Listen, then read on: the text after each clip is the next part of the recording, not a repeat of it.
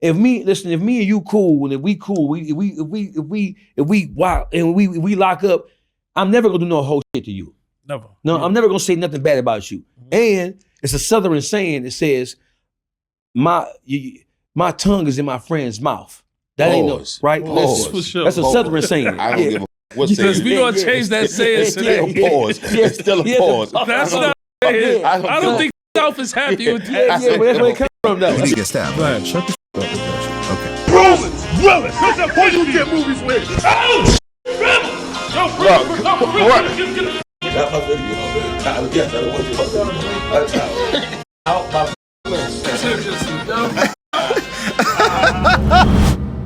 Yeah, it's the Talk New York. And it's the boy Learjet Lenny. Whoa! And we got the most controversial motherfucker online. He always speak his mind. He don't give a f. Make some noise, Dawgface in the building. Oh. I swear, how y'all feel, man? Detroit and building and Pontiac, because you from both. You can eat interchangeable. What's the difference between Detroit and Pontiac? 20 minutes. So it's still Detroit. Yeah, the difference is 20 minutes. You can get the same. You can get the same. Oh, so it's 20 minutes away from Detroit? Yeah, it's the same. That's crazy, because like 20 minutes from like south side of Jamaica to Jamaica Avenue, that's just like still being in Queens. Yeah, you get the same. So motherfuckers try to use it as a weapon. They try to weaponize me not being born in that joint, trying to make it seem like as if I'm less official because I wasn't born there, as if everybody in the city of Detroit is real. It's just solely because that's like saying every Zimbabwe is stumped down African. Right. Yeah. That ain't how that shit go, man. It's about the person. It ain't where you from, it's where you at. I know plenty of suckers who are in the city. Yeah, I would never diss a whole city or a whole hood. Yeah. Just me, I would never. I would, because that would be fun. I'd be liking the picture. Yeah, you diss New York. Yeah, I mean, I didn't take it personally. New York. I ain't even say. I ain't know about this. He dissed New York. He dissed New York. Yeah, I had to get y'all. Why, for what? What you mean you had to get us? Why you had to get us, man? The Harlem Shake and the motherfucking whoa! Don't diss Harlem Shake now. Shout to Harlem, bro. Harlem, a nigga Harlem Shake had that pistol on him, boy. Yeah, he will. Start doing all that shit. Yeah, Harlem Shake is crazy. Yeah. But it's all good. Like, listen, you the most controversial nigga online. We had to have you on the show. It's the real report. We know you the spokesperson for JR, Detroit. We know the whole situation. Talk about that. We know he's in federal custody. We know he got busy. We know it's NBA YoungBoy people and Junior and them. Like, what's going on? Because you the spokesperson. Have you spoken to him? Yeah, I spoke to him. I spoke to him yesterday. So, I mean, how far you want me to go into this shit? Let's just give you a brief synopsis of what took place. AllStar JR and Don't get nobody locked up. No extra people locked up in this motherfucker. No, only one locked up is AllStar JR. He's the only one locked up. And he's locked up, and he was officially charged with being a felon in possession of a firearm. But the amazing thing about it is that you had multiple people who were shot by him, admittedly so, and he's not charged with no crimes of violence. He's not charged with shooting nobody or hurting nobody, none of that kind of shit. He's solely charged with being a felon in possession of a firearm that he recovered during an assault and a robbery of him. That's already in the federal complaint. Right. So when you read the federal complaint, it says that he's charged with being a felon in possession of a firearm with nothing else, right? And in the complaint, it articulates the fact that he was the victim of an assault and a robbery because they snatched his change and pulled his watch off his arm, you hear me? Right. So that's the craziest part about it. The other crazy part about it is that everything that the NBA camp said in response to JR and the world kind of like becoming aware of what took place, everything about that shit, it is what it is. It's a bunch of cats out of Houston, out of Baton Rouge, basically saying the feds snatched him up because they wanted him to make a statement. The statement is in the video. I saw the entire video. Right. What the world saw was just a snippet of what happened. I've also saw the restaurant footage from the parking lot showing Jay Prince and the whole. How you got to see all this footage? Because we got motherfuckers who were in the restaurant. You know what I'm saying? We got chicks who work there. You know what I'm saying? So we got to see all that shit. And JR, after the shooting happened, he fled. He dropped the gun. He left it there at the service podium, right? And he walked about that motherfucker, jumped in his car, and got the fuck on. The feds never had the opportunity. Law enforcement, period, local, state, or federal, never had the opportunity to talk to him because he left the gun, Just like some mafia shit. Like when you watch the old mafia movies, once you bang a motherfucker, you ain't gotta, they looking for the pistol. You ain't gotta look for it because it's right there. You know what I'm saying? He left, jumped in his truck and got the fuck on, and he came back to Michigan. So they never had the opportunity to talk to him except through his lawyer, because he lawyered up right away. They never had the opportunity to talk to him. The only people who had the opportunity to talk to are the people who was in the hospital, shot the fuck up, paralyzed, with shit bags on, with missing fingers. Only people he had to talk to was them niggas. Simple as that. They made statements. And that's why it's some confusion about, or that's why it's an issue about who had the pistol, who had what, when, where, and how. Right. They made statements. And when you look at the federal complaint, another amazing fact about it is the federal complaint says he was a victim of an assault and a robbery.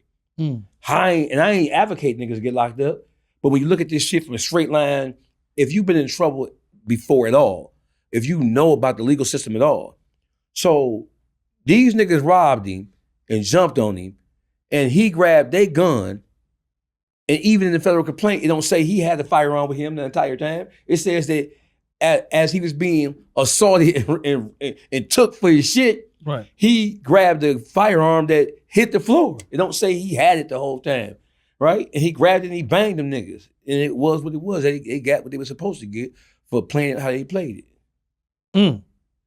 So when you spoke to him, how was his energy? He felt like he might beat that case. We beating that shit because it is what it is. Everything is spelled out. They trying to play it like, oh, they want JR to make a statement. If he make a statement, it's going to trigger a bigger indictment with J. Prince Jr. and all the rest of that shit. It is what it is.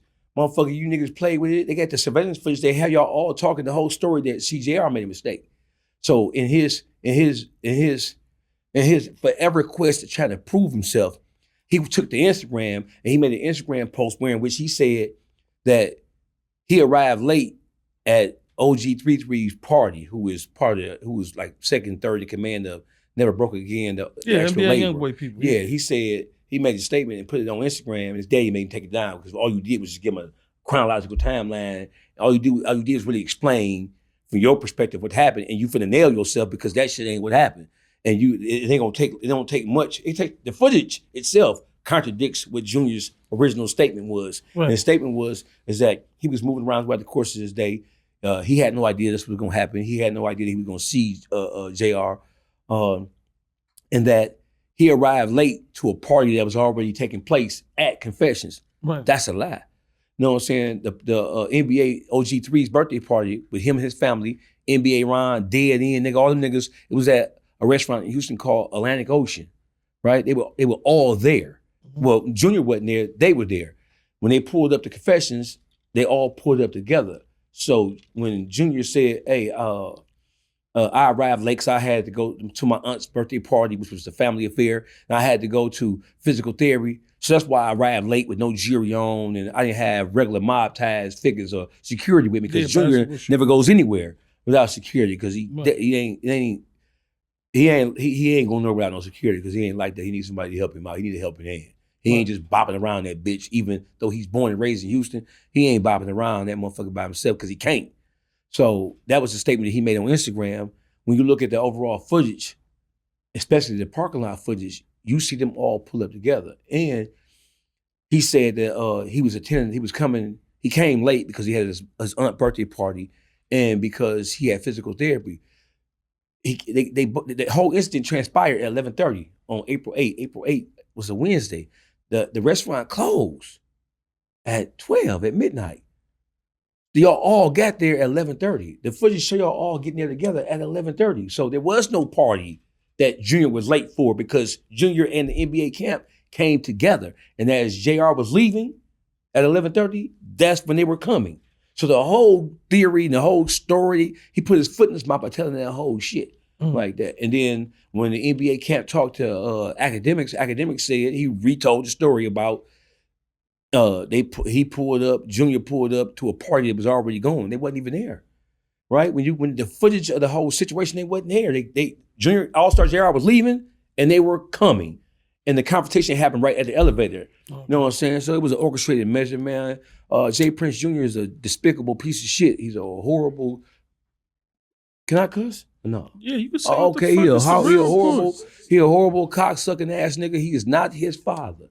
He is not his father. He's tarnishing the entire image of the whole Rap-A-Lot dynasty and empire, that nigga is not his daddy. He had a trust fund, baby, trying to be something that he's not. And that's why he constantly and consistently finds himself in situations like we have right now. It is what it is. The whole, when you look at Duke the Jeweler situation, you look at the Takeoff situation, these guys, speaking of mob ties, right? If it's mob rule in effect, like I told people, man, listen, when it comes to checking in, right? Checking in is not a sucker thing. Checking in really came from the streets. It's a street principle. It ain't about, when I go somewhere, if I come to New York, if I check in with you, if I tap in with you, that's not me being a hoe. It's not me being a coward. It's not me being scared. But checking in, this how New York niggas look at it. We used to the backdoor situation since we was young. This is New York. Niggas is grimy, bitches spit razors out their mouth, you get cut on the train. This is New York. We been grimy. Yeah. So for us, we never checked in because we not gonna trust nobody. Right. So if I check in, that's how I know you were littles, right? Right. That's my way of, yo, Dawgface is cool. He fuck with my man. Right. But we ain't gonna go to LA and tap in with no Bloods and no Crips like that. Yeah. Niggas are just gonna chill, go to their hotel. We might have Blood and Crip friends down the line, like G-Unit, but we never really, I check it in as just going to the nice hotel and staying low. Right, but listen, let's take it down the line for a second. So let's go back to the 5 families in La Cosa Nostra, right? When Lucky Luciano or even Bumpy Johnson, right? When Bumpy Johnson, he always came to Detroit. Madam Sinclair always came to Detroit. The Harlemites always came to Detroit to fuck with the gangsters, the black gangsters in the city of Detroit and Chicago as well, right? When Bumpy and them and Madam came to Detroit, the check-in was just like an acknowledgement. This is my territory. This is my land. I know what's going on here. I know the lay of the land. So when you come here out of respect for you and respect for me, I'm responsible. I can't have something happen to you. Because I'm going to have to explain what happens to you to my niggas from Brooklyn or from Queens or from the 5. But they want to know what happened. Right. Hell yeah. You know what I'm saying? So I'm responsible for you. So the respect thing, so the check-in thing is not for suckers. It's not for civilians. The check-in thing is for gangsters. If you come to Detroit, you tap in with me, you tap in with Little, we're responsible for you because you a gangster. You come from gangster cloth. It ain't for just a regular rank and file civilian. If you're a regular rank and file civilian and you have no motion, you have no there, if there's no there to you, then nigga, you can just go to Dairy Queen or go to fucking 31 Flavors, go to Dunkin' Donuts all you want to. But if you come to Detroit, you gotta, out of respect for me, because I'm responsible for you. If something happens to you, the people who know me and you, right, they're gonna look to me to figure out what the fuck happened with Murda. They're gonna call, if something happens to you, if something happened, they're gonna look to me anyway because I'm there. You ain't Murda ain't check in, they ain't check in with you. He ain't check in on me, it ain't sucker shit. No, I understand. It is gangster shit. It's for gangsters, it ain't for civilians. Yeah, but for some me, suckers do check in too though. Yeah, they do. They do. Some suckers have to check in. It's called. It's called. Flip side. You know what I'm saying? Yeah, they do it. They do it for the because it's been everything is watered down. All gangster shit, all street shit. But see, my checking in might be easy because I'm gonna say if we go to Chicago, niggas gonna be like, yo, let's go check out O Block tourists. Right. I'm not doing that. I'm going right to the Waldorf. Right. I'm ordering my room service. I'm kicking it back. I'm in downtown Chicago. I'm chilling. Oh, so if I go to Detroit, I'm gonna be at the Athenaeum Hotel. That's a nice spot, right? Yeah, Athenaeum, been going there for years. Yeah. Chill downtown, go to M&M spot, get some good food. Might go to Coney's. No, you just violated by saying that shit. You said don't say that shit no more. What? You go to M&M spot. Yo, that's my brother. I'm going to the spaghetti spot. I'm going to go to M&M spot. No, I'm gonna go to. Yo, listen, I'm gonna go to M&M spot. I'm gonna go to Coney's. Look, I'm gonna go to Coney's. Why you say he ain't going there? Why? Spaghetti spot. Spaghetti. I'm gonna go there, Eminem, bro. Hey, that's who blew us up. What's your mama teach you about eating motherfucking spaghetti? Huh? What your mama teach you about eating motherfucking spaghetti? What'd they tell you? I don't know. They told you don't eat anybody spaghetti. No, when next time you come, we're gonna take you somewhere where it's just like home. But we're gonna go to Eminem spot too and go to that too. Shout to Eminem, shout to Shady. That's family. They invite you there too. It's a Detroit thing, man. Pontiac thing. I ain't going there. And what is it with the buffs? Y'all love buffs. You got diamonds all in that shit? It's jewelry. Detroit, it's jewelry. It's like you can take your chain off, They don't call them Cardis. They call them buffs. We call them yays. Okay. You know what I'm saying? There's different variations. You have wires, you have woods, and you have buffalo. Okay. You know what I'm saying? So it's different variations of Cartier glasses. But they Cardis, you know what I'm saying? It's just different variations. I got wires, I got buffs, I have woods.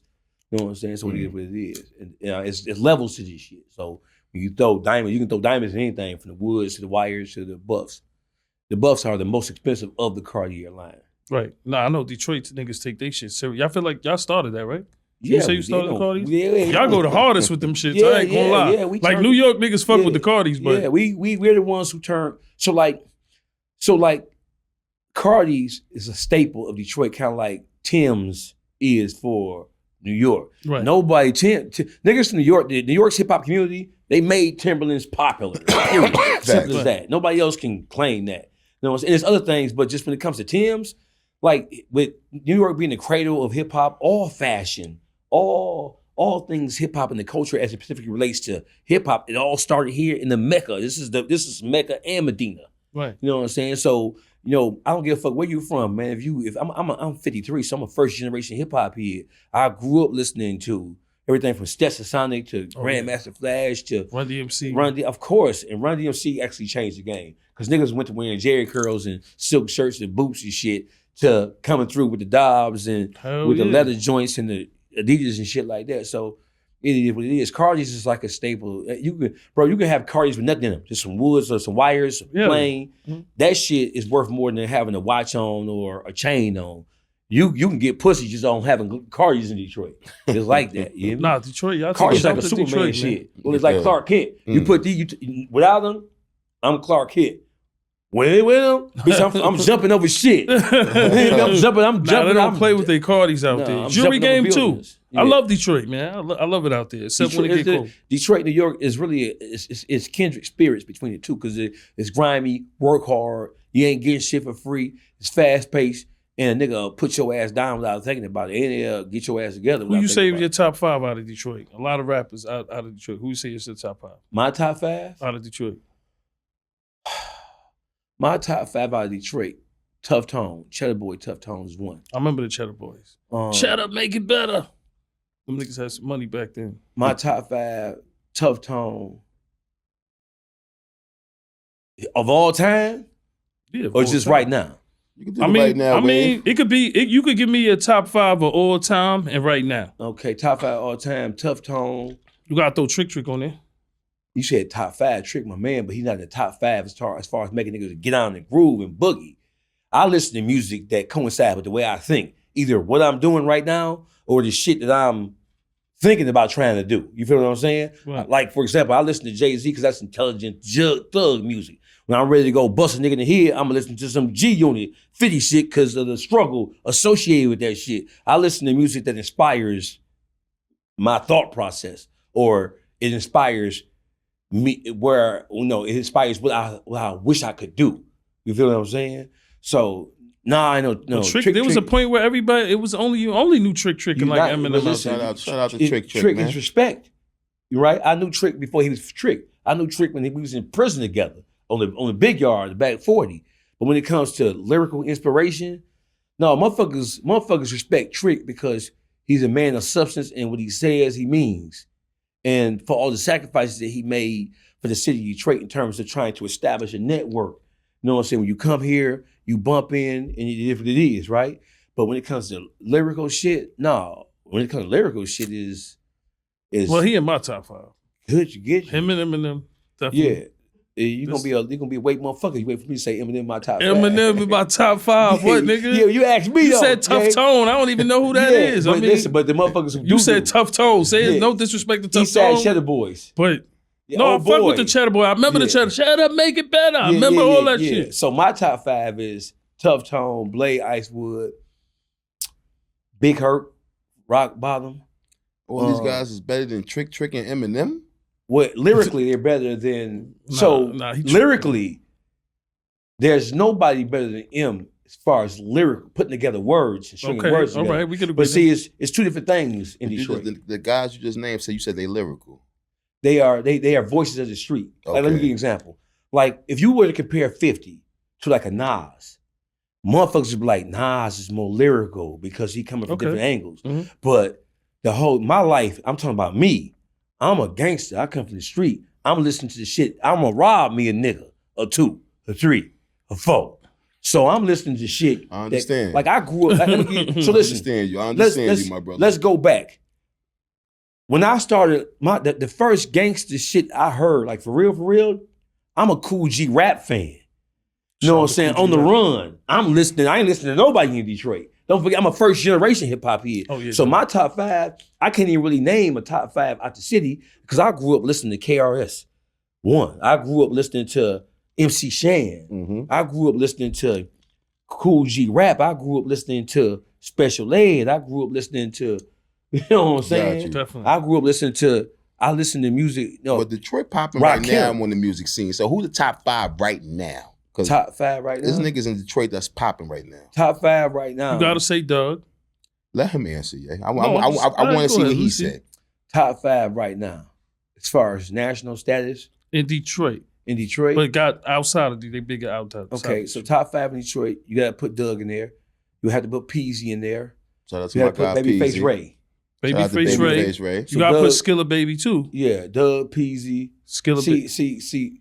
See, Yayo trying to force me down the angle. You know what I'm saying? You gotta force me down the way. Skilla Baby had the biggest records out of Detroit but listen, so far. I don't got to do nothing but stay black and pay taxes. You know what I'm saying? Stay black and pay taxes. This politics with me. No, I ain't, you know what I'm saying? But all I'm saying keeping the G though, so it's Doug, Skilla, Peasy, Babyface Ray, and I would give the 5th spot. And not in no particular order. Yeah. You give it to Skilla Baby. Yeah, because they all. You say Skilla you already said Skilla twice. So Doug, Peasy, Skilla Baby.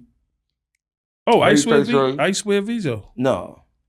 You can't. Doug, Peasy, Babyface Ray, Skilla Baby, Tee Grizzley. That's my top 5. Oh, yeah. I could agree with that. That's my top. In no particular order. Got you. Okay. That's my top 5. Yeah, because Tee Grizzley first day out definitely. He changed the game for the city. Yeah, that shit was crazy. The success of Tee Grizzley's first day out, it really. So listen, it did something for the city because before that you had the Eminem's, lyrical giant. You had the Big Sean's, you had the Days Lokes, right? As far as people who had reached international success with the hip hop shit, we hadn't had a voice of the streets. Like New York has had many voices. You know what I'm saying? You got motherfuckers who are legends in just the tri-state area. You hear me? So Detroit, we never had motherfuckers who really give the world what's happening on the street level in the city of Detroit until the success of First Day. And the success of First Day Out really showed the executives that street shit, it ain't just the backpack, boom bap shit. You know what I'm saying? It is that street shit can sell. Yeah. Tee Grizzley made the motherfuckers believe and know and understand that it's a different level, it's a different side to Detroit than what we have been accustomed to. It's different from Royce to Eminem to the Tricks and Big Sean. We didn't throw Big Sean on that list either. Big Sean, what you mean? From Detroit, right? Big Sean. You mean I'm listening to motherfuckers who really tell the story of the streets. Yeah. Oh, but Big Sean. You know what I'm saying? Big Sean is a lyrical great too. Big Sean, let's get it out the way. Eminem, Big Sean, the Days Lokes of the world, they are all great. Royce 5'9". Royce is a lyrical genius. But I don't listen to none of that shit. I don't get in my car, in my truck, none of that, and pop none of that shit on. I put shit on where niggas gonna get robbed, killed, and you gonna sell some dope around this bitch. A pimp a bitch around this bitch. You know what I'm saying? That's what I'm listening to. I ain't listening to, I don't want to hear no nigga. I'm talking about, it's money, hoes, cars, clothes, and money, hoes, cars, clothes. That's it. That's what. That's so I know a UGK fan then. Pimp C. Motherfucking course. Yeah. That's my shit. Right yeah, no doubt. Yeah. Uncle Murda, he always robbed niggas in music. Damn. Nah, I make a little different. Jeezy, drug dealer. Yeah. What you feel about Gucci though, with all this bullshit going on there? Gucci didn't gave his player card. He didn't gave his card away. You hand me that motherfucking you can run that bitch. Yeah. You know what I'm saying? That's what it is. The whole thing. My honest opinion about the Gucci shit is that it's two different angles. One, we can say, okay, he's not the Gucci of old. He's a businessman, he's older, he's wiser, he's more established, he's married, and blah, blah, blah. But you can't forget, listen, once you raise your hand, and once you raise your right hand, you pledge allegiance to the streets. Sure. Then, whether you are actively involved in the streets or not, there's still an etiquette that must be observed.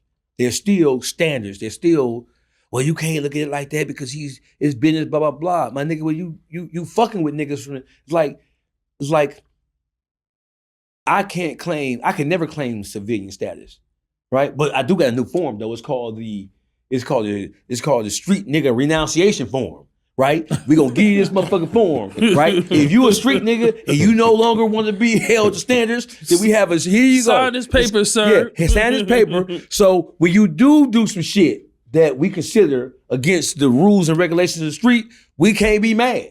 Because you do have the right to grow and mature. You do have the right to say, okay, man, you know what I'm saying? I'm 50, I'm 45, I'm 38. I ain't got time for this. I'm a different type of nigga now. I ain't in the street.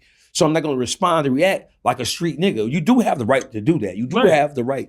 But at the same time, if you halfway in and you halfway out, or if you study popping that shit, because from a music, he's known for being, he's a musician, he's an artist. We don't know him for being no philanthropist. He's not no motherfucking Mega Everest. He ain't no motherfucking Dr. Martin Luther King or Mr. Farrakhan. This nigga's known for popping shit, and he's known for establishing the anti-rat thing along the South. Mm-hmm. So if you gonna play it like that, my nigga, you can't. Now, if he had changed his lyrical content, and we see a track record of him morphing into something than what we knew him to be, a robbing, thugging ass nigga, then yeah, okay, well, you would be a fool to assume you're gonna get the same shit because we hear the difference in him now. Right. But no, nigga, you don't get the chance. You don't get to play. You don't get to play in the street and then get to, when the shit don't go your way, nigga, you don't get to do that.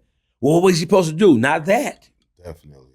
Not that. Definitely agree with you. You don't get a chance. You don't get to do that shit, nigga. If it was 50 and 50 did that shit, they don't give a fuck about how much studio he built, how much movie, how much executive shit. They would try to tear his ass apart. He wouldn't get that grace period. Game over, man. He wouldn't get that grace period. You absolutely no, nigga, right. You don't get that grace period. We all are beholden to something. Now, if you ain't in it, you ain't in it. It's all's well. But here's this street nigga renunciation form. You sign this bitch, and then we know moving forward that you are subject to do some bitch ass shit. Yeah. And we ain't holding you to it because you already said, I give up. I don't want this shit no more. I'm straight. Free Pooh Shiesty, man. That part. Now, he's a dumbass nigga now. I ain't saying because two things that appear to be opposite can be true, right? I'm not saying that Pooh Shiesty is no motherfucking Johnny Cochran. He ain't motherfucking. He was young. He's Pop. young. Hey, listen, Murda. This motherfucker. He shouldn't have been there. This motherfucker went to prison with the hottest record in the world for robbing a nigga about some shoes and some weed. He went to, so you know you're dealing with a motherfucker who ain't the sharpest tool in the shed. This nigga went to prison 4-5 years ago for robbing a nigga for some shoes and some weed. You already know you're dealing with a motherfucker of extreme low mental capacity. We know you're dealing with a motherfucker. We're not gonna say that. We just might say he just don't play. He just might be like he got his temper. The whole goal of getting any kind of money, whether you rapping or you from the street, the whole goal of course to get out of that shit. But we don't be knowing the reason behind everything. Even with the whole sneaker shit, we don't know the whole reason. Yeah, protect the bag. Like he said, you gotta protect the bag. You robbed the nigga and jumped in a McLaren. That's like a $500,000 car. Yeah, and then the whole thing is you listen. You know what I'm saying? So then here's the things that we have, right? So I ain't gonna just condemn a nigga. But I'm gonna be a plain spoken ass nigga. I ain't finna play no games for no nigga.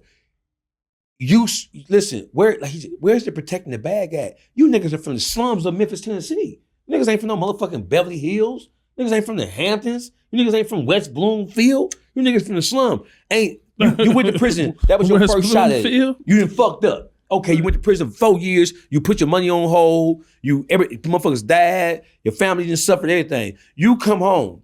And the best thing you could think of, because you're disgruntled and you upset and you angry and you frustrated, the best thing you could think, and then there's nobody around you who watched you fall down the first time.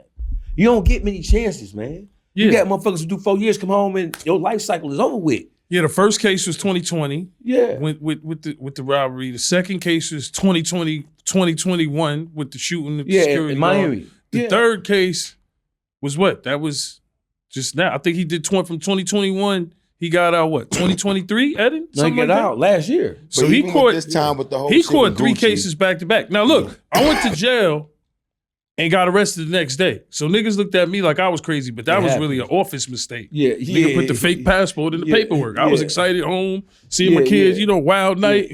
So I didn't check the paperwork. If I knew the fake passport was in there with my brother's name on it, I wouldn't hand that to my PO. Right. So that was like an office mistake. Right. It wasn't like I did some shit when I just got out, some crazy shit. Right. And we did crazy shit when we were younger, but of course, bro, if you got the hottest record on the street, you turned Nike. But he ain't seeing all his money. He feel like niggas is playing with his paperwork. And No, something that I seen that Boosie said, and I agree with it. I know he was thinking everybody could say, yeah, he dumb, he did this when he was he just came home. But look, he thought he was doing it to a street nigga.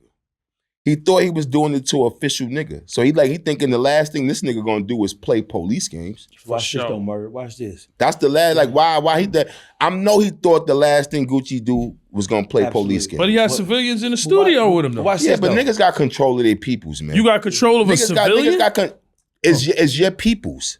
So my thing is, if it's your lawyer, your security, you kind of got control at what's gonna happen at the end of the day. So you think if you choke like a Theo Scottemeyer in the meeting, he could tell the police. He might lawyer. Theo ain't been rolling with us. Though. It's about who's rolling with you. No, Chris Lighty ain't gonna do rest in peace. Rest in peace, Chris Lighty. He ain't doing no sucker shit like that. You know that, but if you got tall niggas did us dirty, we catch up with them in traffic. Right. That's what I'm saying. You got some people that it's who you rolling with, and I know he expected from him knowing Gucci and Gucci's history. He wasn't thinking Gucci was gonna play police games. Well, the dude, the white boy that got his neck, took pictures of his neck and his wrist, he's telling. That's a cameraman. So watch this though. He's a civilian. Let's go up top with this shit one time. Let's go up top. Right. Go up top. Now watch this. He said, so let's go with that. He wasn't expecting Gucci to respond or to react like that. Because of what? Not because of his personal experience with Gucci. He ain't never thugged with Gucci. When he met Gucci after he came home. He met the Keisha Kior version of Gucci, right? So you didn't expect something. That's like little kids grow up believing that said rapper is this nigga. Nigga, that whole shit was created in the studio or whatever you think.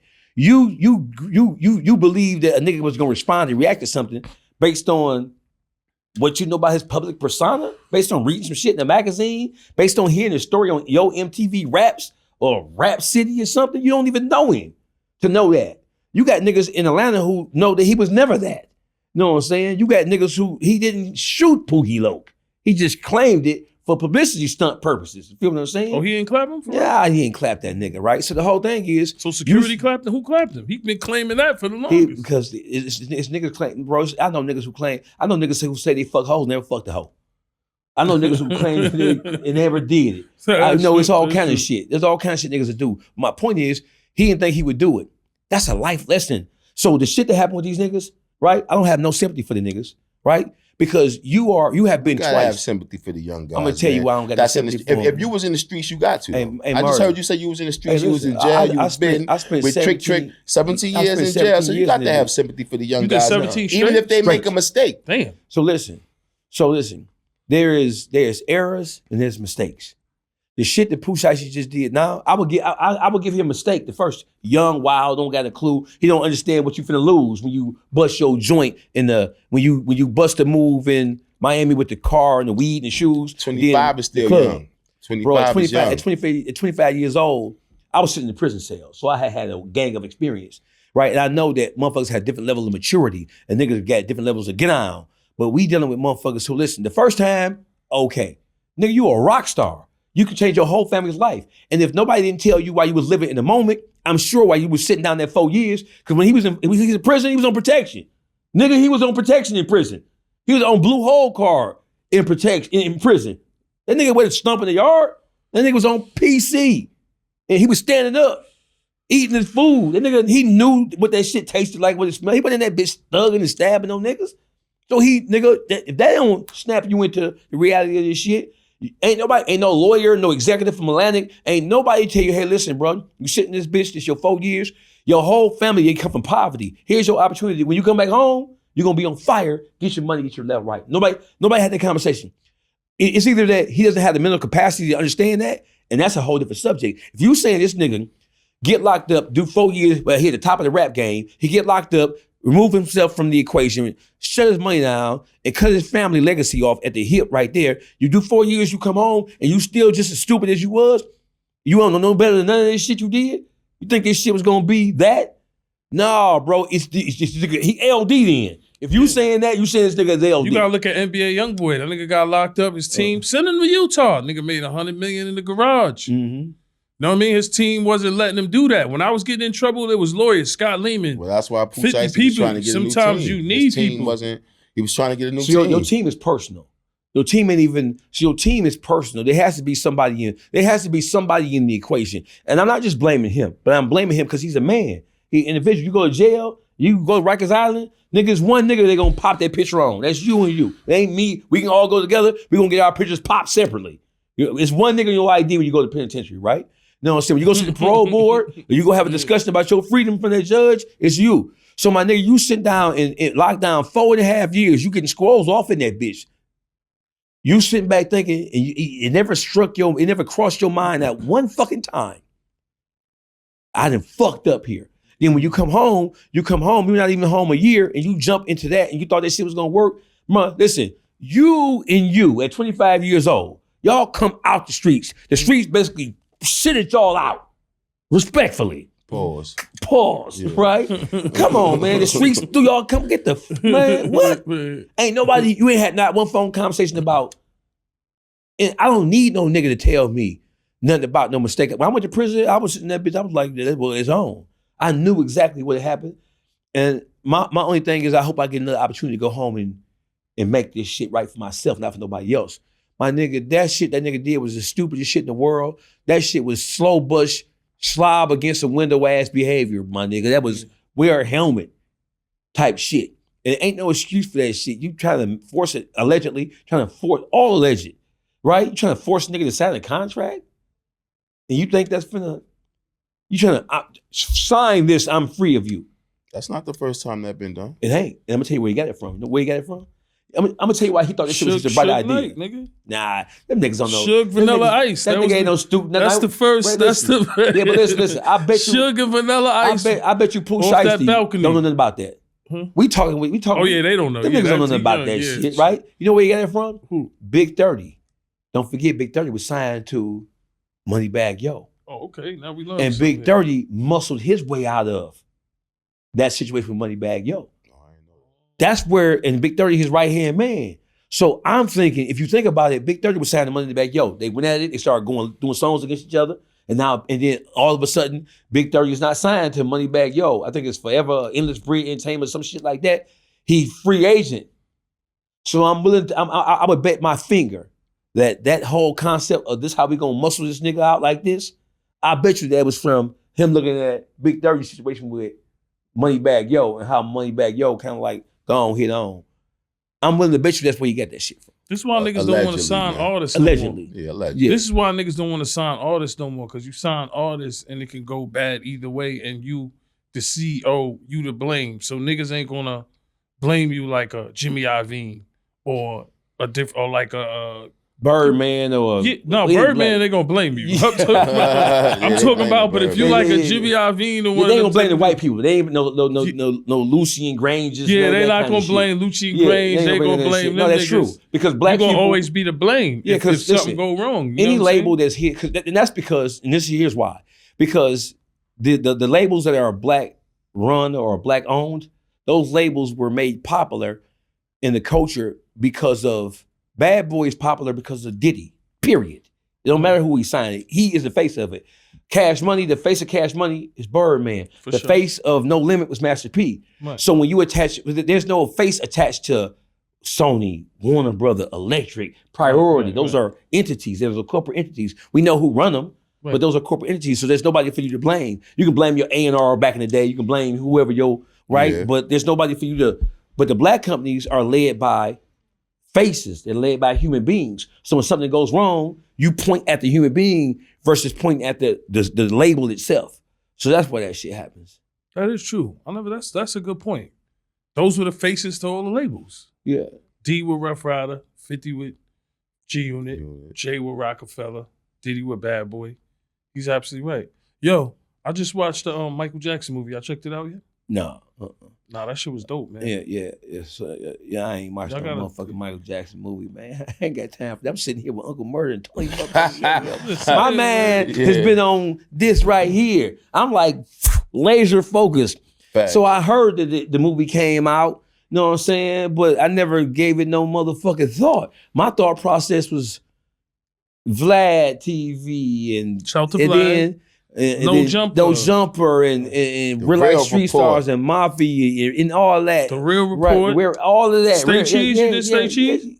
No, but me and Sean, we've been talking. All right, shout to Sean Carter. Shout to Stay cheese. You need to get me a Murda on there too. Yeah, man. so my focus has been on that. I'm not thinking about no movie, no. So explain to people how you got yourself like viral on the internet. Yeah, because I'm a keep it real. He just put me on to you like, yo, this Dawgface nigga is viral. He speak his mind. Wild. I mean, he say what the fuck. So yeah, how does he say what the fuck he want to say? How did this whole shit come about, man? With you, man? Well, so the whole thing is, so it's not an overnight thing like people would think. It's always some there. So I started podcasting in the city of Detroit. Before me, there was none. I started podcasting in 2011. I'm the first person to ever do urban podcasting. And before me, there was none. The only examples I had of what a podcast was or what it should look like, what it should sound like, is the Rush Limbaugh show and Howard Stern, right? I had an internet radio show in 2010 and 11 called Unleashed, and then Unleashed Reloaded when I doubled back with the motherfucker. And then my partner, my man Sessions, who was the one who convinced me to go there to radio, internet radio to begin with, right? He said, listen, man, we got to put a visual to that because YouTube was like going crazy 2010, 11 and shit with the MTV shit. So like, man, we should film this shit and slap this shit on YouTube. So we take it from just internet radio, from just what you can hear. Because internet radio was always limited. You know what I'm saying? Because you can't listen to the shit in your car. Exactly. That kind of shit. You know what I'm saying? So he's like, man, let's film our it was coming on every Thursday from 5 to 7 p.m. Let's film this shit and slap it on YouTube like it's a YouTube video. I'm like, word, yeah, let's do it. And we did it. So that was 2011. So I've always been, and when I say podcast, I mean in a radio room style situation where we talked about current events, whatever's going on in the world of entertainment, of religion or politics. I'm talking about it all, right?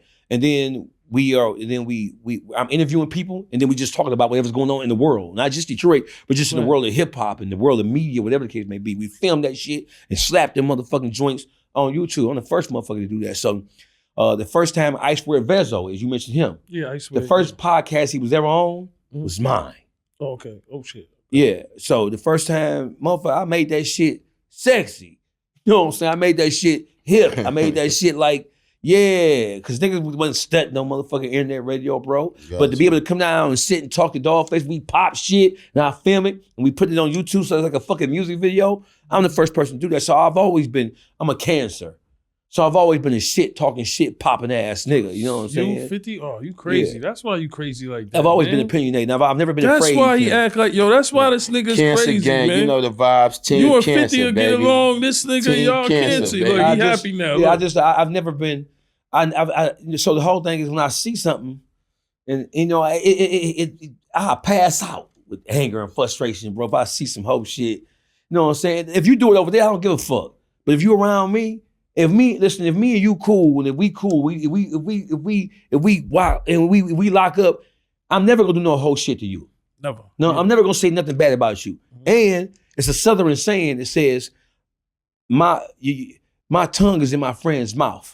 That ain't no, right? That's a Southern saying. I don't give a fuck what saying. Because we gonna change that saying today. It's still a pause. That's not a saying. I don't think the South is happy with that. Yeah, but that's where it come from, though. So what the whole thing is that, and what it means metaphorically speaking is that even in my absence, see niggas got this shit bad nowadays. Even in my absence, even in your absence, I'm gonna represent you like you. The shit that come out of my mouth is gonna be the shit that I know that you would say about yourself. If you a politician and you trying to avoid shit, I'm gonna speak like what I say is what you say. If I know murder is on some nigga, what? Fuck you, nigga. And I'm like, nigga, what? Fuck you, nigga, type shit. So the whole thing is, bro, it's not in my nature. It's the music business The world of entertainment is full of fuckery. Oh, I know that. It's jam-packed with fuck shit. I get the music business and entertainment business is more cutthroat than the street. Oh, of course. I trust a nigga selling crack and heroin before I trust a nigga who's aiming and thirsty to be a star. Because a nigga will climb on your motherfucking back. You can help a nigga. You can put money behind a nigga. You can do everything for a nigga. And a nigga will see another opportunity. And you a hoe ass nigga. You never did shit for a nigga. You this, that, the third. You the most richest nigga in the world. So when you get into the world of entertainment, bro, it takes you a nanosecond to realize, oh, this a bitch ass nigga right here. You might not say it. You know what I'm saying? When 50 embraced you in the world of let's go, nigga, right? How long did it take you to, when you get to the boardrooms and you get around these on tour, you get to singing these rap niggas, how long did it take you to say to yourself, how long did it take you for you to call 50 and 50 say, this, and he said, nigga, this, you got to, this for me, we came straight from the street, so I never thought we was gonna get to the level we was on. Like I was fucking with 50 when he was on Columbia. Right. You know what I'm saying? So he the first nigga to fly to Cancun, just me and him to do a song, Rowdy Rowdy. So that was my first time leaving the hood. Yeah. So all I know is the hood and music. How long did it take you, once you got into it, once you signed once you inked your deal, how long did it take you to say to yourself, oh, this some bitch ass shit I knew right before here. I signed the deal. Yeah, you know what I'm saying? I knew before. So that's life. I'm looking at life like that. I'm looking at it's so much flawed shit. I don't expect him. I really truly. So listen, I'm as a cancer, I'm like, I ain't like I'm a cancer. I'm July 16th. I'm on that. I'm just as soon as you do one. Listen, I'm alive right now only because of my cancer intuition. It's a cancer thing. We have a thing up here. We have a thing up here, right? Right. Look, he locked in. We have a thing up here. Talk your shit. We have a thing right here. As cancers, right? And I don't know what nobody else got, but I know as cancers, we got some shit right here. I'm only still alive. I'm a robber too, like by trade. I started robbing at 12. So what you went to jail for? That 17 robbery? No, I went to jail at 21. I'm a robber. You was a robber by trade. Yeah. But she was robber. How much when you did that 17? What you robbing? I'm rob. I never liked it for dope. I caught my first dope case in the penitentiary. Oh, so your shit was violent. So you just was doing more time. Yeah. As a cancer, you kept getting locked up, or you did a straight 17? No, I did 17 straight years when I got to the penitentiary. He said cancers are prone to violence. We were genetically predisposed to being violent motherfuckers. You play with the cancer on you so much, and you can expect a violent reaction. I don't give a fuck how I don't give a fuck how well groomed and how we. You keep fucking around. So no matter how much we laugh and joke. Yeah, we laugh at your ass. You know what I'm saying? You keep that fucking. Sound like keep fucking around. You know what I'm saying? You gonna. I'm an Aries though. We wild too, but that do Aries, sound like fire and water. I'm surprised I see with Aries, I'm gonna hang up on you. You know what I'm saying? You call me, you get to do it because Aries can't control themselves. You are the leader of the zodiac. And you are a ram, you will ram right into a nigga. Jam, I'm looking at this shit with y'all in Ja Rule. Yeah, I'm looking at shit on Ja Rule airplane. And niggas throwing shit back at niggas' head. Yo, niggas throw weeds to bullies. Niggas throw a pillow at me. Hey, listen. Niggas grown as fuck and see a nigga start throwing spitballs back at niggas. You know what I realized? Like me coming, like being in the industry, I just realized like 50 had beef with everybody. We had beef with everybody. Yeah, so y'all never gonna win. Never. Yeah, so I was so used to being in a rapper cocoon. Like we never fucked with no rappers. I had rappers friends. Right. You know what I'm saying? So now that's how I am. You know what I'm saying? We was in a cocoon for so long that now we friends with certain rappers. It still feels a little It's still weird. You waiting for them to break down on you, ain't you? Yeah. You waiting for TMZ to say, we heard a phone call and so was saying something about niggas ain't cool no more. That's how it is in the world of podcasting too. Beware, because it's an open air competition, right? And it shouldn't be because there's no limit. But that's to life, what can happen. Life is competition. Yeah, that's life. It is, man. Everybody want to be the best at what they doing. I think that's true. I read a book called The Art of Not Giving a Fuck. I'm actually reading that book now. Thank you. And after that, it changed my life because I don't really care what other people's doing. I care about what I'm doing. That's because you got your own motion. Right. So listen, caring, there's a formula to not caring, right? The formula to not caring is access and money. when you have access and money, it's easy for you not to care. Because you don't gather, it's an equation. I never looked at it like that. It's like advice. Access and money. Access to shit. Right? You ain't got no access to shit. You caring. No, you caring on some shit. You caring about what a nigga say. You caring about what a nigga do. But listen, when this is a light I learned as I got some motherfucking money. When I ain't had no money, I was caring. Everything mattered. When I was able to go to a jewelry store or go to Saks Fifth Avenue, and when I stopped caring, when I went to Saks Fifth Avenue, I spent $25,000 on just this. I ain't even looking at no shit. I ain't know it's $25,000 until I got to the motherfucker. You know what I'm saying? One, whoop, whoop, whoop. Now, whoop, whoop, whoop. Right. Money, power. When I moved my family from this to that, when I built a house from the ground up, and I said, no, I don't want that. I want this molding, right? As I started thinking that, so when I be hearing shit like from, I don't give a fuck. I don't give a fuck. Well, I got boats, slingshots, jet skis, and you over here talking about some shit, and you stay on. What's one of the worst streets in your hood right now? I would say so many. Just pick one. When niggas still fight their way out of it. I say 134 God Brewer. Okay, right there. So you don't necessarily give a fuck about what the motherfuckers on 134 talking about right now. Nah. You know, it ain't much they can say to you. You know what I'm saying? They're gonna be like, nigga, I don't, what? Oh, he said something about you, Yayo. Nigga, in 1991, somebody stepped on your blah, blah. Like, what? Nigga, last weekend we was eating caviar. My first time eating caviar, creme brulee. It was hitting. Murda didn't try it. Did you try it? I did try it. Oh, you did try it. Yeah, I tried it. Red caviar. It was popping. And we when you be hearing his shit, when he talk about, I'm eating stuffed quail. But you know what's crazy about it though? Yeah. He don't be lying. Yeah. I be there. He don't be lying. Horizons. We had caviar. He don't be lying. I love creme brulee. Creme brulee is always hitting, but I never had it with caviar. It was red caviar, creme brulee. What's the name of the restaurant? Papaya steak, poppy steak. Poppy steak. It might be poppy steak. Poppy steak. Listen. I think it's in Vegas. Vegas. And we in the Fountain Blue. Now look. I've been at Poppy. Matter of fact, I'm gonna send y'all the footage of the caviar we eating. I got the footage. I'm gonna send y'all the footage. Creme brulee. I never had it. That shit was hitting. I never had nothing like that. To me, it's like, and then we chilling in the room. Here comes Pat McAfee.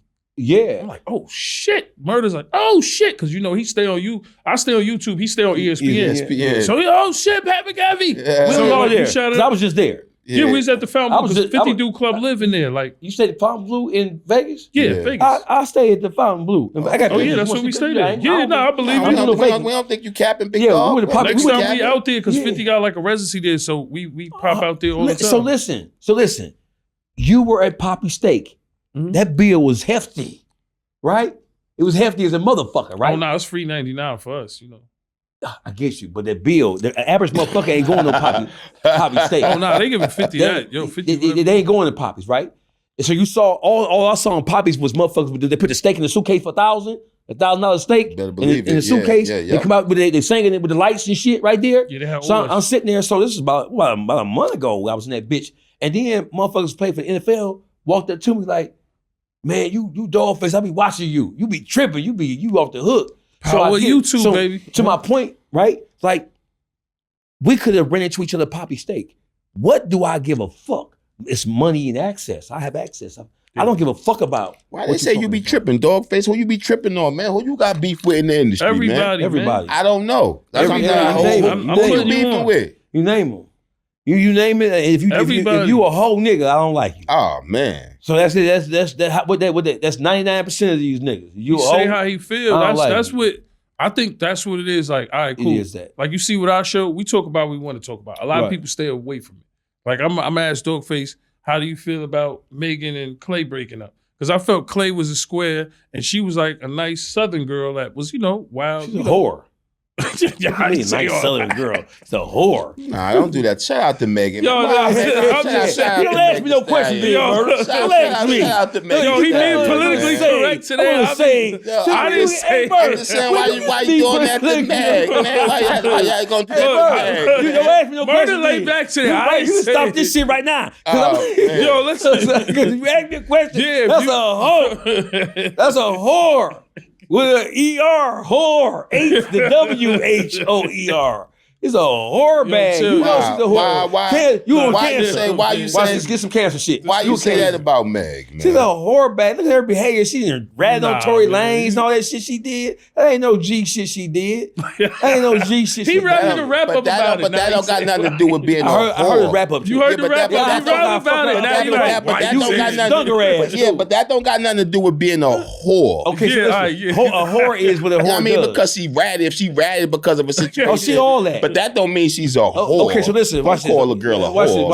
Watch this. She's a fucking whore. Oh my God. She's a piece of shit. She's the worst kind of bitch you can ever have. She's the bitch that your mama and granny and your auntie warns you about. That's the kind of bitch that bitch is. That bitch ain't shit. Damn. That bitch ain't shit. That bitch ain't shit because the bitch a star. Don't worry, if we edited this, it's because of Rock Nation. I ain't mad at you. I ain't mad. Hey, listen, Rock Nation. These opinions. These opinions are the opinions. Look at edits back there like season. Yeah. These are opinions of me. You hear me? Nah, Megan it. Yo, listen. I think I should. That pussy probably good though. And I love Megan the Stallion. Probably good. And I think that breakup. I think this breakup gonna have her come out with some doper music. Yeah, because you know what? She's like Mary J. Mary J made her best shit when shit was fucked up for her. When she was and KC and JoJo wasn't when it was. She made her best music. It's pain music. But this is how we look at it, right? Mary J first 3 albums, pain. See, you see when you an artist, you public property, right? Yeah, you are. But like you just like you said, she's a whore. Like that, you have to, like Murda said, you have to say that. I had to say it. But she's public property, right? Listen, when I look at her overall behavior, when I look at the shit with Tory Lanez about her being mad because the other bitch is fucking nigga, and also other kind of shit, you swapping off shit, you're fucking off, and you doing all kind of shit, you letting your emotions lead you because you're mad because he fucking this bitch and that bitch, and all so goofy ass shit. Nothing about that. If that bitch wasn't a star, you would be saying, if she wasn't a star, and she found herself in the situation she found herself in, this was some hood shit, you would be saying, man, I ain't fucking with that bitch. That bitch got too much going on. If she wasn't a star, we gotta separate the star shit. Because nigga, that's why young black boys and young black girls across the country are so fucked up now because they have bought into this because I am a star, because he is this, he is that. You're not, nigga, you still a human being. I don't judge no nigga according to him being no star. When I go, I can be in the room. Both of y'all are stars. We sitting here kicking it and I know who both of y'all are. I was in the penitentiary listening to fucking. I was listening. Right. I'm watching y'all wilding out. I'm watching this shit. Mm-hmm. I ain't know. I'm a fan of hip hop, bro. I'm watching when 50 got with M and M basically flip the switch, go crazy. Fuck everybody. But we shouldn't give Megan her props for her success. Yes, you absolutely should, because I mean, come on, Planet Fitness deals, McDonald's deals, Sprite deals. You know what I mean? You got all kinds of Rock Nation is doing a lot for her. For her, she's successful. She's a successful black woman in the business, though. We gotta give her that. You trying to force your thing? No, I mean, she's a successful black woman in the. Hey, listen, Rock Nation's doing what? Look, Eden, look up her deals for me, please. Oh no, she has what? Planet Fitness. She gets to the bag. I'm not saying that. I'm saying, listen, don't never get a motherfucker's success mixed up with their character. You're gonna be fucked up, and that's why. But we don't even really know it. We just putting out the character that we see out there. One of the reasons why motherfuckers are holding Gucci to that standard is because of what we think we know about him. Right. What we judging the correctness of what he just did with Pooh Shiesty based on the legend of him. Well, we just seen the the Versus, and he said, "Dig your man up," and the battle was over. Right there. Okay, listen. So that's what we're right there, right there, nigga. You can never, ever. It's the new you. You home from prison. You are multi-millionaire. You're doing well. You've morphed. Your health is together. You're the reason a lot of these young niggas out here talking about smoking on their ops. Yeah. Right now. Listen. Long before Chicago was talking about smoking the op, putting nigga in the op pack. He's talking about dig your mans up, and the industry put him at the front of the line so he can say, long before Dirk and Von and them was putting the nigga in the op pack from 63rd and O Block. He was every hood nigga. Like, niggas didn't listen to Gucci because he was lyrically, he ain't no fucking murder. This nigga is, Nigga. Some things you don't be lying about. Yeah, we don't listen to that shit for that shit. We listen to him because he thugging. He a Southern thug life ass nigga. You want to believe this story?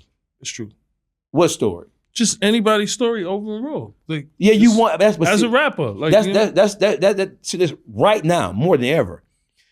There has to be some air of believability in the motherfucker's package, or you never gonna make it in music business now. Believe it. A nigga wants you to be off the edge. A nigga wants you to be damn near the penitentiary. The nigga, Skilla Baby, he got signed, not that he wasn't a good rapper, after he got shot. After he got shot, how many niggas get shot or halfway in the penitentiary and get deals? The white people giving niggas that. You know what I'm saying? You want a big podcast deal? Let's go to jail. We come out this bitch. Let's have a fucked up mug shot. Let's have a fucked up, excuse me. Let's have a fucked up mug shot. Murda, Yayo, and Doggy. We mouth all twisted. We hair nappy. No, glasses broke. We gonna get a podcast deal. They calling. They love controversy. They love to see a nigga on the downward spiral, and then they lift you back up and put you out there as if you're the best thing ever. Why do you think negative energy goes further than positive energy in Black community amongst us? Because there's so much negativity around us, and we see so much failure. We see concentrated failure every day. You wake up, you grow up. I grew up, and I see failure everywhere I look. Inside your own household and outside of it. Don't be from straight poverty. Because everything looks good to you. You know, a hot dog is like a motherfucking steak when you come from nothing. You feel what I'm saying? Don't be from poverty, and let's say you from New York.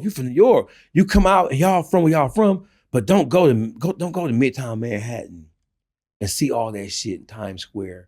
Don't look at the niggas going to work in suits in the New York Stock Exchange and what the fuck is that? Y'all, I'm willing to bet that the average motherfucker in New Yorker, the average young kid from New Yorker, don't really know what the stock exchange is about. And they're from New York.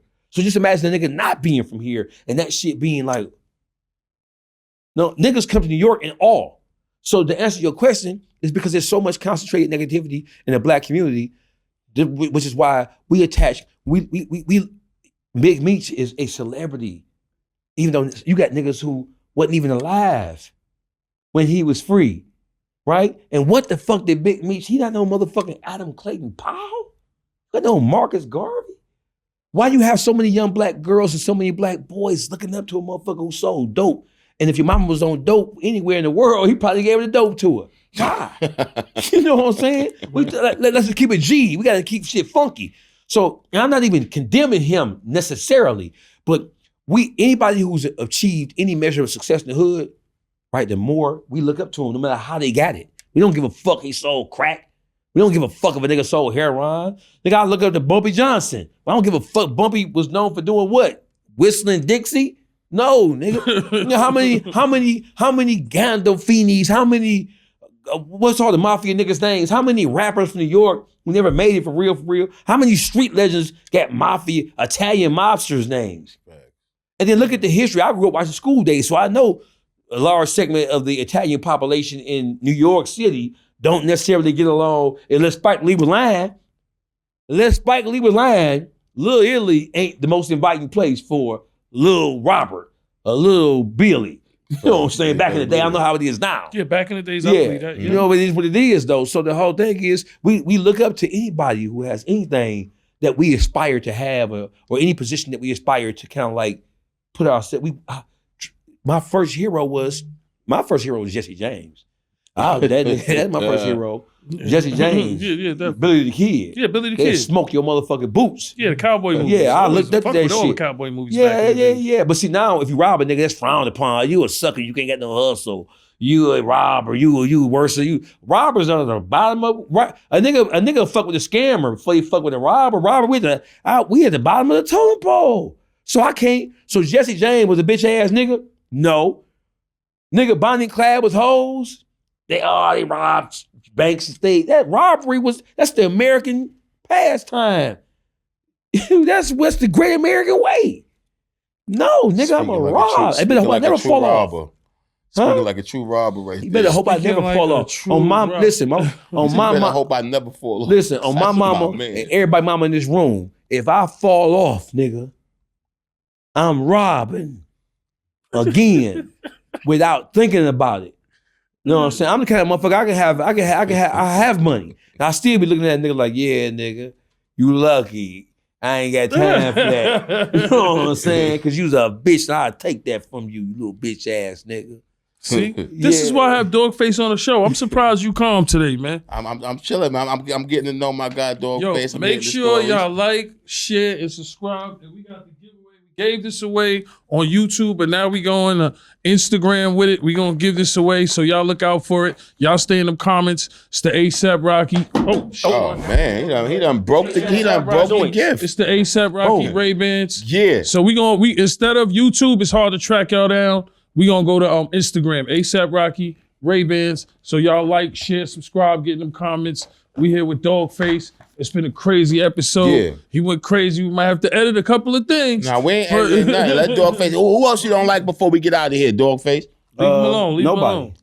Okay. So, I like who I like. All right, got you. You know what I'm saying? If I fuck shit now the phone, if I don't answer your phone call, I don't like you. Shout to Detroit, Pontiac. We ain't gonna get this man started. He done said a lot of crazy shit. He's on the run. He done did Vlad TV, No Jumper. Now he's on the fucking Real Report. Yeah. Because he's the most controversial dude online. Yeah. Shout to Dawgface. Shout to Detroit and Pontiac. Make some noise for Dawgface. Whoa. Whoa. Yes, sir.